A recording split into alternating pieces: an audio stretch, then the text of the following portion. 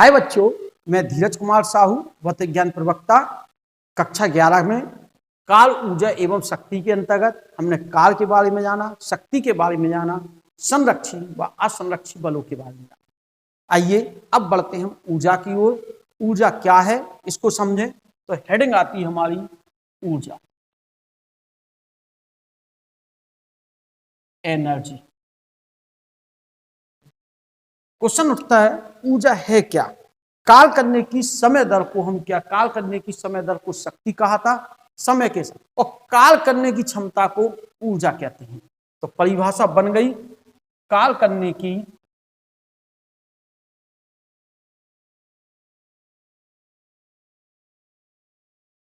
क्षमता, काल करने की क्षमता क्या कहलाती है, ऊर्जा। क्या, किसी वस्तु के काल करने की क्षमता को हम क्या कहते हैं, ऊर्जा कहते हैं। किसी वस्तु के काल करने की क्षमता को क्या कहेंगे हम, ऊर्जा कहते हैं। ऊर्जा का मात्रक बात करें, ऊर्जा समझ ही गए, एक प्रकार से ऊर्जा का मात्रक मीन्स काल का मात्रक होगा। ऊर्जा का मात्रक किसका मात्रक, काल का मात्रक। और काल का मात्रक क्या होता है, जूल होता है।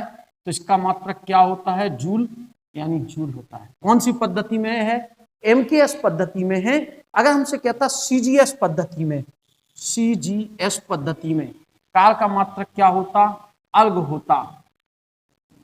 सीजीएस पद्धति में काल का मात्रक क्या होता, अर्घ। जब मात्रक वाली बात जान ली तो कुछ अन्य व्यवहारिक मात्रक और जान लें। अन्य व्यवहारिक मात्रक में बात जाने मीन्स अन्य छोटे मात्रक जिन्हें हमें क्या करना है, समझना है। एक और होता है कैलोरी, और कैलोरी जब प्रयोग किया जाएगा बराबर 4.2 जूल होगा। एक कैलोरी बराबर 4.2 जूल होगा। एक किलो कैलोरी, एक किलो कैलोरी 4.2 इंटू 10⁻³ जूल होगा। अगर अन्य मात्रक की बात, एक इलेक्ट्रॉन वोल्ट, एक इलेक्ट्रॉन वोल्ट बराबर 1.6 इंटू 10⁻⁻19 जूल होगा। अगर हम और बात करें, एक किलोवाट घंटा, एक किलोवाट घंटा 3.6 इंटू 10⁻6 जूल होगा। ध्यान रखेंगे, यह जो लिखे हमने यह भी काल के ही मात्रक है, जूल के ऊर्जा के मात्रक हैं। अलग व्यवहारिक मात्रक हैं, अलग अलग जगहों पे यूज होते हैं। जैसे हमें ऊष्मा नापनी होगी तो हम कैलोरी का प्रयोग कर लेते हैं। अगर हम इलेक्ट्रॉन के कारण त्वरित आवेशित कण का ऊर्जा चाहिए तो इलेक्ट्रॉन वोल्ट में निकाल लेते हैं। अगर हम विद्युत मीटर में ऊर्जा नापना चाहते हैं तो किलोवाट घंटा में नापते हैं। ये इसके ट्रांसफर करने के मान है। 1 किलो कैलोरी कितना, 1 कैलोरी कितना, 1 इलेक्ट्रॉन वोल्ट कितना, 1 किलोवाट घंटा कितना।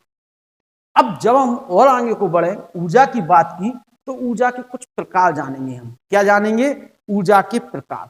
ऊर्जा के प्रकार में हम सबसे पहले जाने बात कहें, ऊर्जा विभिन्न प्रकार की होती है। यांत्रिक ऊर्जा होती है। कौन सी ऊर्जा, यांत्रिक। ऊर्जा के विभिन्न स्वरूप जान रहे हैं। ऊर्जा कितने प्रकार की हो सकती है, यांत्रिक ऊर्जा हो सकती, ऊष्मीय ऊर्जा हो सकती, विद्युत ऊर्जा हो सकती, पवन ऊर्जा हो सकती, रासायनिक ऊर्जा हो सकती, नाभिकीय ऊर्जा हो सकती है, और अगर हम बात करें तो सौर ऊर्जा भी हो सकती है। ऊर्जा विभिन्न प्रकार की होती है, विभिन्न रूपों में होती है। अगर हम वातावरण में बात करें तो पवन ऊर्जा भी है, वायु ऊर्जा कहेंगे जिसे हम, यांत्रिक ऊर्जा है, नाभिकीय ऊर्जा है, विद्युत चुंबकीय ऊर्जा है, ठीक है ना। और बात करें हम तो रासायनिक ऊर्जा हो गई, और नाभिकीय ऊर्जा हो गई, और सौर ऊर्जा हो गई। ये ऊर्जा के क्या हो गए, विभिन्न रूप हो गए। हम यहां पर जानेंगे सबसे पहले यांत्रिक ऊर्जा से आप क्या समझते हैं। यांत्रिक ऊर्जा किन किन ऊर्जाओं से मिलकर बनी है, वे ऊर्जाएं क्या क्या हैं, इनको समझते हैं। आइए चलते हैं, शुरुआत करते हैं यांत्रिक ऊर्जा से। मैकेनिकल एनर्जी, कौन सी ऊर्जा से, यांत्रिक ऊर्जा।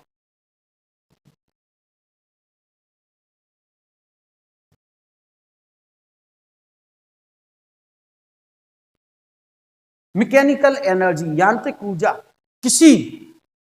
यांत्रिक ऊर्जा किसी यंत्र द्वारा किया गया कार्य, किसी यंत्र के कार्यों से जो ऊर्जा प्राप्त होगी उसे हम कौन सी ऊर्जा कहेंगे? यांत्रिक ऊर्जा।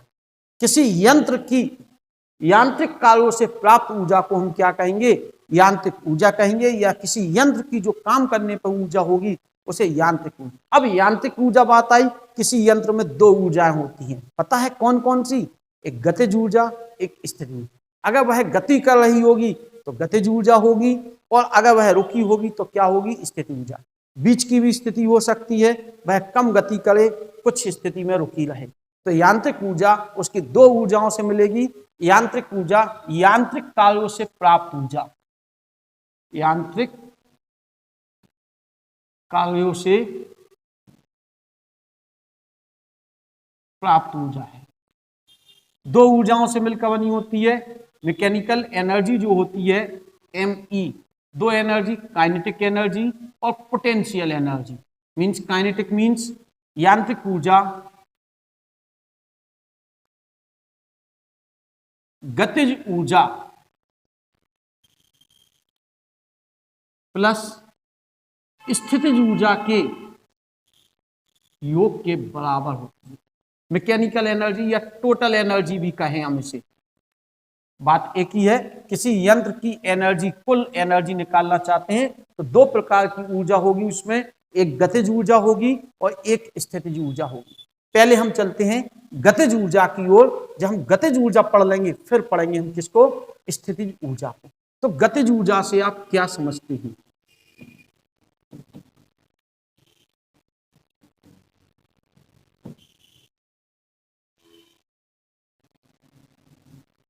कौन सी ऊर्जा को जान रहे हैं हम पहले?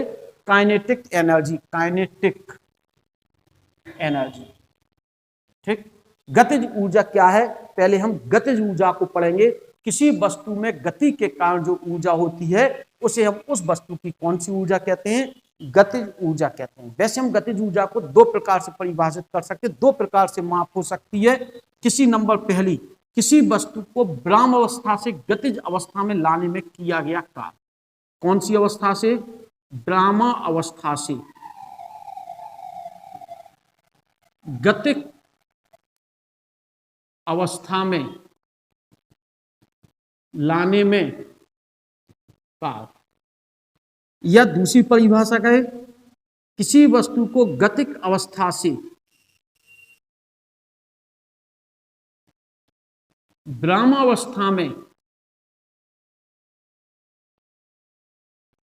लाने में कार्य गतिज ऊर्जा कहलाती है। अगर हमें गतिज ऊर्जा को मापना है तो हम उस वस्तु को विराम अवस्था से गतिक अवस्था में लाएं या गतिक अवस्था से विराम अवस्था में लाएं, तो जो काल करना होगा, जो हमें क्या करना होगा?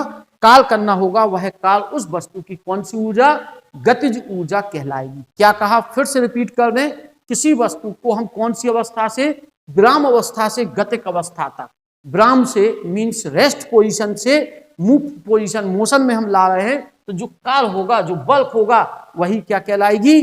गतिज ऊर्जा कहलाएगी। दूसरी बात क्या कही? किसी गतिक अवस्था से विराम अवस्था में, अगर हम मूवेबल है मीन्स गति कर रहे हैं और हम उसे स्टॉप कर देते हैं, तो हमें जो काल करना होगा वो किस ऊर्जा के बराबर होगी? गतिज ऊर्जा के बराबर होगी। तो हमें गतिज ऊर्जा निकालना है। हमने इसके लिए चलिए गणना करते हैं गतिज ऊर्जा की। m द्रव्यमान की वस्तु है हमारे पास, एक वस्तु जिसका द्रव्यमान कितना है? m। प्रारंभ में कौन सी अवस्था में है? विराम अवस्था में है।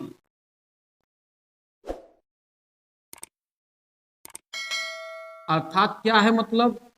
प्रारंभिक वेग क्या है? 0। F बल आरोपित किया,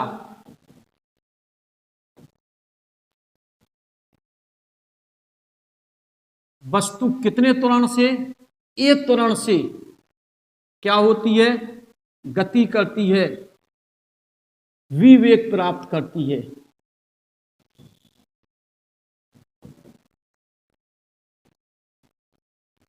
तथा t सेकंड में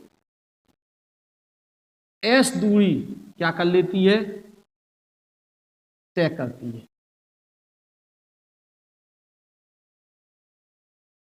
वस्तु ने v वेग प्राप्त किया और कितनी? तथा एस दूरी क्या कर लेती है, वो तय कर लेती है। ये बात हुई। हमारे पास m द्रव्यमान की वस्तु थी, प्रारंभ में वह कौन सी अवस्था में थी, विराम अवस्था में। विराम से उसे हम कौन सी अवस्था में लाए, गतिक अवस्था में लाने के लिए क्या किया होगा, बल, क्योंकि न्यूटन कह रहे हैं बिना बल की अवस्था में परिवर्तन संभव नहीं है। जब हम विराम अवस्था से गतिक अवस्था में लाए, निश्चित ही फोर्स लगाया होगा। तो आरोपित बल क्या होगा, पहले हम यह निकालें। आरोपित बल कितना होगा, आरोपित बल F बराबर m इंटू ए होगा, m इंटू ए होगा। अतः त्वरण क्या हो गया, A बराबर F अपॉन m। कन्फर्म इतना त्वरण आरोपित हुआ। पहली बात हमने सबसे पहली बात जानी, हमने कहा m द्रव्यमान की वस्तु थी, हमने उस पर कोई बल लगाया होगा, पहले विराम अवस्था में थी, रुकी हुई थी, एट रेस्ट पोजीशन थी, उस पर जैसे ही हमने फोर्स अप्लाई किया, वह एयर एक्सीलरेशन से मींस ए त्वरण से क्या हुई, मूव हुई, और एस दूरी तय करने के पश्चात कितना वेग प्राप्त कर रही है, बी वेग। हमें ऐसे लिख देना चाहिए इस लाइन को, गति करती है और कितनी दूरी तय कर, एस दूरी तय कर वी वेग प्राप्त करती है।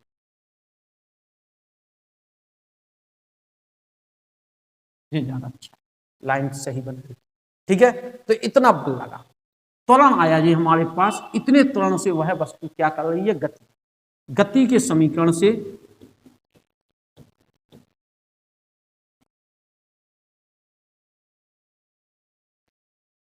गति का तृतीय समीकरण बी स्क्वायर बराबर यू स्क्वायर प्लस 2as होता है। वी वेग प्राप्त किया, उसमें प्रारंभ में वेग 0 था, 2 कितने F अपॉन m वेग से चली इंटू s। इसको यहां लिख दें 1 अपॉन 2 एम बी स्क्वायर बराबर F इंटू एस। बल गुणे बल की दिशा में विस्थापन काल कहलाता है, और यही काल कौन सी ऊर्जा हो गई, काइनेटिक एनर्जी बराबर 1/2 mv स्क्वायर हो। यही जो काल आएगा, ये जो काल आया, यही काल तो कौन सी ऊर्जा है, काइनेटिक एनर्जी है। क्या कहा था हमने गतिज ऊर्जा की परिभाषा, विराम से गतिक अवस्था या गतिक अवस्था से विराम अवस्था में लाने में किया गया काल, वह कौन सी ऊर्जा होती है, गतिज ऊर्जा होती है। तो गतिज ऊर्जा बराबर 1/2 mv स्क्वायर हुआ। यह गतिज ऊर्जा की बात करें हम इसका मात्रक, वही यह तो काल का मात्रक क्या होता है, जूल। तो इसका मात्रक क्या होता है, जूल होता है, अल्ग होता है। वही सब मात्रक हैं जो काल के थे, जो ऊर्जा के थे वही मात्रक है। मात्रक जब मालूम तो इसकी विमा हमें मालूम, ml स्क्वायर टी पावर -2। ऊर्जा की विमा काल की विमा के बराबर होती है, ऊर्जा की विमा काल की विमा के बराबर। काल की विमा हमने पढ़ी ml स्क्वायर टी पावर -2, बल गुणे विस्थापन से निकाली ml टी पावर -2 और lj, तो ml स्क्वायर टी पावर -2। गतिज ऊर्जा केवल और केवल धनात्मक होती है, क्यों, द्रव्यमान सदैव धनात्मक। वेग का मान अगर माइनस में भी रखोगे तो क्या चढ़ा हुआ, बल। ध्यान रखेंगे गतिज ऊर्जा सदैव धनात्मक होती है, ऋणात्मक नहीं होती है। गतिज ऊर्जा क्या नहीं होती है, ऋणात्मक नहीं होती है। गतिज ऊर्जा कैसी होती है, धनात्मक होती है। फिर से एक बार हम अपनी बात को रिपीट करें, गतिज ऊर्जा बराबर 1/2 mv स्क्वायर। गतिज ऊर्जा सदैव धनात्मक होती है। एक बात, गतिज ऊर्जा का मान सदैव और सदैव क्या होगा, धनात्मक। इसका मात्रक जूल, विमा ml स्क्वायर टी पावर -2, और यह निर्देश फ्रेम पर निर्भर करती है। इस लाइन को ध्यान रखेंगे, किस पर निर्भर करती है, निर्देश फ्रेम पर। निर्देश फ्रेम माने जिसके सापेक्ष किसी वस्तु की स्थिति व्यक्त की जाए, उसे हमने निर्देश फ्रेम कहा था। यह किस पर निर्भर करती है, निर्देश फ्रेम पर निर्भर करती है। जैसे हम बात करें, हम ट्रेन में बैठे हुए हैं, ट्रेन 60 किलोमीटर प्रति घंटा की चाल से चल रही है, तो हम भी तो 60 से ही चल रहे होंगे। हम जिस तंत्र में बैठे हैं उसी स्पीड से चल रही है वह। हमारी गतिज ऊर्जा ट्रेन के सापेक्ष 0 होगी, ट्रेन की गतिज ऊर्जा हमारे सापेक्ष 0 होगी। लेकिन प्लेटफार्म पर खड़े व्यक्ति के सापेक्ष हमारी गतिज ऊर्जा 1/2 mv स्क्वायर से निकाली जाएगी। ट्रेन की गतिज ऊर्जा 1/2 mv स्क्वायर से 0 नहीं होगी। यानी किस पर निर्भर कर रही है गतिज ऊर्जा, फ्रेम पर। किसके सापेक्ष, गति कर रहे हैं तो उनके सापेक्ष वेग देखने होंगे, तभी हम गतिज ऊर्जा निकाल पाएंगे। हम ट्रेन के अंदर बैठे थे तो हमारा जो ट्रेन के सापेक्ष वेग था वो 0 था, तो हमारी गतिज ऊर्जा ट्रेन के सापेक्ष 0 है, लेकिन प्लेटफार्म पर खड़े व्यक्ति के सापेक्ष गतिज ऊर्जा 0 नहीं होगी, क्योंकि हमारे और प्लेटफार्म पर खड़े व्यक्ति का सापेक्ष वेग 0 नहीं है, क्योंकि हम किसी चाल से चल रहे हैं, प्लेटफार्म पर खड़ा व्यक्ति खड़ा हुआ है। ध्यान रखेंगे, गतिज ऊर्जा निर्देश फ्रेम पर निर्भर करती है। निर्देश फ्रेम के सापेक्ष ही गतिज ऊर्जा निकाली जाएगी।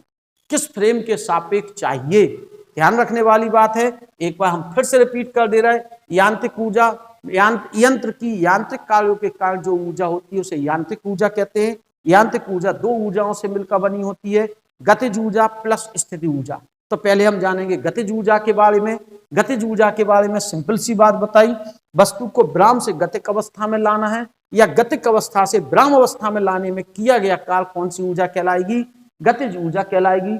माना कि m द्रव्यमान की वस्तु प्रारंभ में विराम अवस्था में है, F बल आरोपित करने पर A त्वरण से S दूरी तय कर V वेग प्राप्त कर लेती है, तो त्वरण तो हुआ F/m, वेग का सूत्र सब मान रख दिए, याद कन्फर्म इतनी बात।